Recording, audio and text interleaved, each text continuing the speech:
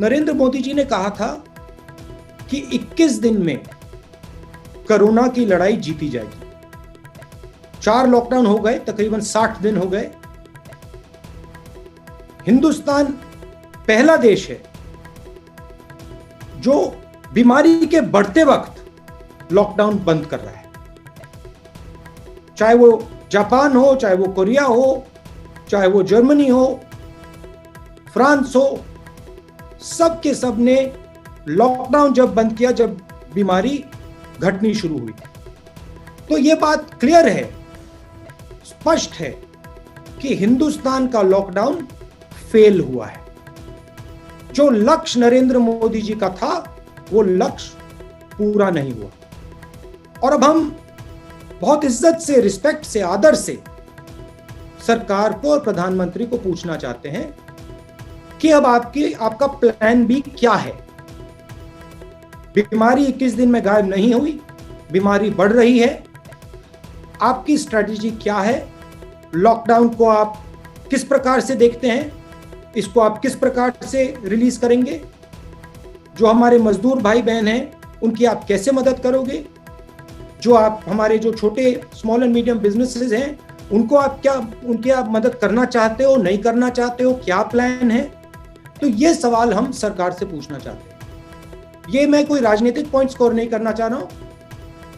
मुझे थोड़ी घबराहट है क्योंकि जो होना था वो नहीं हुआ है और देश को मालूम होना चाहिए, सच्चाई एक्सेप्ट करनी चाहिए कि हमें बताया गया था कि 21 दिन में बीमारी को हराया जाएगा। 60 दिन हुए हैं, बीमारी दौड़ती जा रही है, बढ़ती जा रही है। अस्पतालों से मेरी बात होती है, कहते हैं कि बीमारी बढ़ती जा रही है। कोरोना की लड़ाई खत्म नहीं हुई है, कोरोना की लड़ाई शुरू हुई है और हमें आगे क्लियरली अपने एक्शंस समझाने हैं।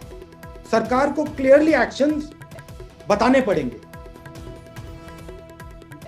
2-3 चीजें हैं।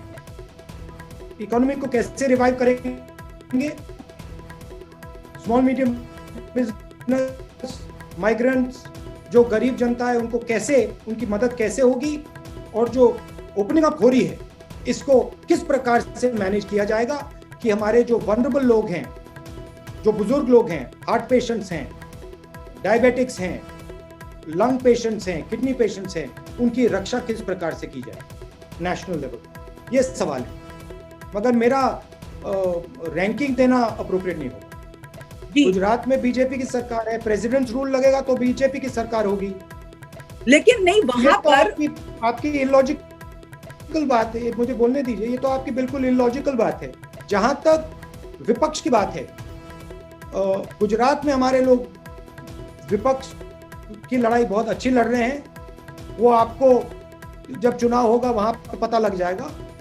मगर एक स्पिरिट से मैं कहना चाहता हूं, देखिए डेमोक्रेसी में अगर महाराष्ट्र में सरकार है तो बीजेपी का काम उसको अपोज करने का है, कोई गलती नहीं है। अगर बीजेपी सवाल उठाना चाहती है, कंस्ट्रक्टिवली सवाल उठाना चाहती है, उनको उठाना चाहिए, उससे फायदा होता है। उससे हमारी सरकार उनकी बात सुनकर सीख सकती है, एक्सेप्ट कर सकती है, तो इसमें कोई प्रॉब्लम नहीं है। मगर डेमोक्रेटिक स्ट्रक्चर को उखाड़कर बिना कोई कारण प्रेसिडेंट रूल लगाना, उसमें और कंस्ट्रक्टिव ऑपोजिशन में बहुत फर्क है।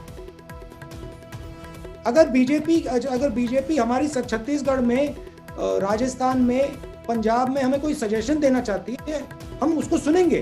अगर वो वैलिड सजेशन है हम शायद उसको एक्सेप्ट भी कर लें, तो उसके खिलाफ नहीं हूं मैं।